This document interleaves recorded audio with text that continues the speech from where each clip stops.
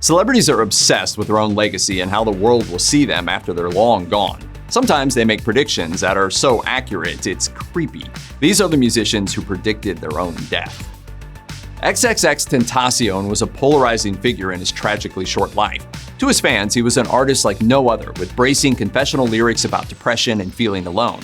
But beyond his music, he was notorious for legal troubles and alleged acts of violence, which included stabbing a former manager, assault, home invasion and robbery, battery, false imprisonment, and witness tampering. By the end of 2017, X was facing a high-stakes trial at the same time that he was preparing for the release of his second studio album, ? In the midst of all these troubles, he went live on Instagram to reflect on what could be his life and legacy. He told his fans that if he died a tragic death, he at least wanted to know that his listeners perceived his message, turned it into something positive, and made something of themselves. If I'm gonna die or ever be a sacrifice, I want to make sure that my life made at least 5 million kids happy. The video proved eerily prophetic. Months later, he was shot to death in Florida, a victim of armed robbery. He was only 20 years old. Mac Miller's struggle with substance abuse was no secret. He mentioned it in his lyrics often and seemed to understand that he was risking his own life. His last music video for the single Self-Care featured an image of himself lying in a casket. The theme of the video was the downward spiral of addiction, and it even included a scene where Miller carves the Latin phrase memento mori into the casket, a phrase that means in English, remember that you die. Miller's drug use was said to be exacerbated by criticism of his music and public image, especially after the release of his first album. In 2013, he told Complex that many reviewers of the record seemed deliberately cruel, saying, "A lot of the reviews were more on me as a person." The weight of that negativity took its toll on the rapper, who self-medicated with drugs. He died in 2018 of an accidental overdose at the age of 26. Juice WRLD tragically died 6 days after his 21st birthday of a drug overdose. In an ominous turn of events, he seemed to predict this fate was coming with his 2018 song Legends, containing the ominous phrase, "What's the 27 club? We ain't making it past 21." The song was written as a tribute to fellow rappers XXXTentacion and Lil Peep, both of whom died well before their time. The lyrics to the song also include the lines, "They tell me I'ma be a legend. I don't want that title now, cause all the legends seem to die out."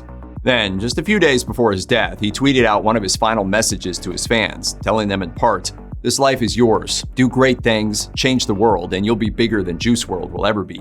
And he's going down as a legend. Avicii saw his death coming with what seems like shocking clarity. The Swedish musician and DJ behind the songs Wake Me Up, Hey Brother, and other hits said in the Avicii True Stories documentary that if he didn't retire from performing, he was going to die. This certainty of impending death seems to be what motivated his retirement from touring in 2016, with his health problems and alcohol abuse threatening to overwhelm him if he didn't step back from the spotlight. Sadly, that wasn't enough, and Avicii died in 2018 at the age of 28. It's tragic irony that one of Amy Winehouse's biggest hits is a song about defiantly refusing to go to rehab. But if you believe Amy Winehouse's friend and hairdresser Alex Foden, the singer may have known she wasn't destined for a long life.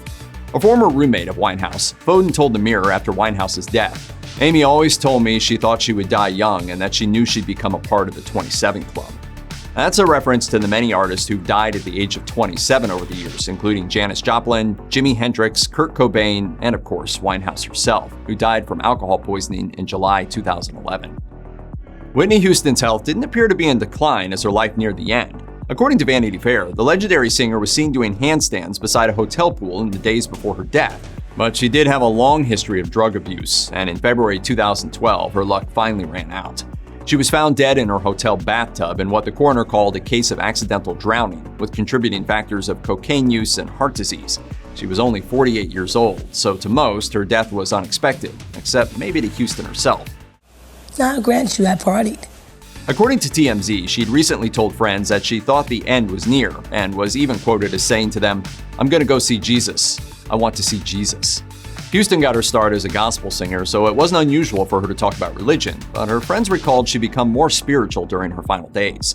There was no evidence that her death was anything other than an accident, which makes it seem like she really did see something coming that no one else could.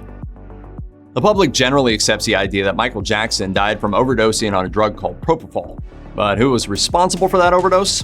According to the courts, the answer was Jackson's doctor, Conrad Murray, who was found guilty of involuntary manslaughter in Jackson's death.